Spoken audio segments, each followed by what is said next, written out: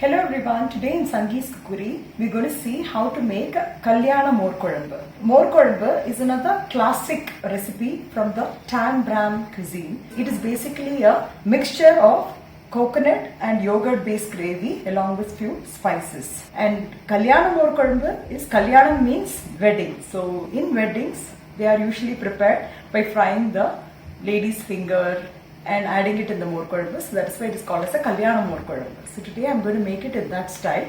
And this more kolambu is something similar to the North Indian style kadhi because both are yogurt based. But what makes a difference is in kadhi we use a chickpea flour as the base and here it is coconut. So let's quickly go into the preparation of the more kolambu. 6 to 7 lady's finger cut into 1-inch pieces. I've washed it and wiped it and then I've cut the lady's finger. 1 tablespoon of rice soaked for about half an hour. 1 tablespoon of tuar dal soaked for about half an hour. 3/4 teaspoon of turmeric powder. 3 to 4 green chilies. 3 red chilies and a small piece of ginger. Half of a big coconut. 1 teaspoon jeera. A few curry leaves. 1 teaspoon mustard seeds. Salt as per taste. Half a teaspoon of methi seeds or the fenugreek seeds. I have taken 2 cups of buttermilk along with the other ingredients. 1 red chili required for seasoning. 2 to 3 tablespoons of coconut oil. I'm going to fry the lady's finger. You can add a little bit of turmeric powder and a little bit of salt and then fry it. I've added the salt only for the lady's finger. We are actually shallow frying the lady's finger in either deep fry or shallow fry. While the lady's finger is getting fried, let's grind the following ingredients. I'm adding half of the coconut which is grated, a teaspoon of jeera and a small piece of ginger, 3 red chilies, 4 green chilies, the soaked tuar dal as well as the soaked rice. I'm just adding few curry leaves. Let's grind this into a smooth paste. Ground it into a smooth paste. I'm just transferring the ground paste along with the curds which I have kept and just mix it up and we'll leave it aside. Now you can see lady's finger have nicely fried in oil. We're going to keep this aside so that it remains crunchy. So we'll add this finally after our more kolambu is made. Now we're going to transfer the buttermilk and the ground paste to the vessel. Give it a nice mix.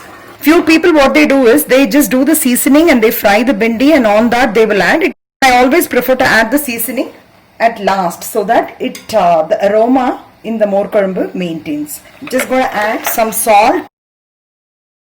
So we are just heating the more kolambu. Once it starts to boil, sometimes the buttermilk may turn to split and it will not be looking good or tasting good.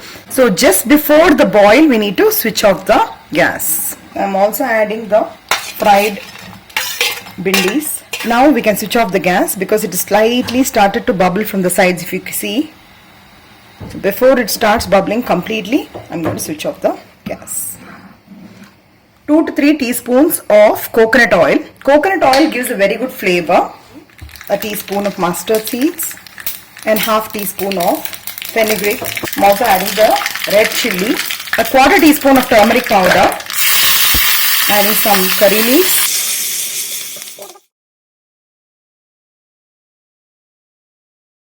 The very tasty, flavorful Kalyana more kolambu is ready.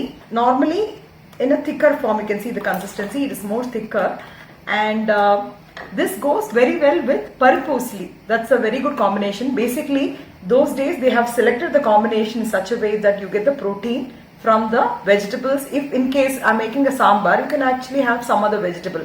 But if you're making a more kolambu, this has very less dal. I just added only 1 tablespoon. So you will be substituting along with the parippu usli which is made up of a lot of dals. So I hope you'll all try this and please pass on your valuable feedback. And if you have still not yet subscribed, so what are you waiting for? Please go and subscribe and share with your friends. Have a great day.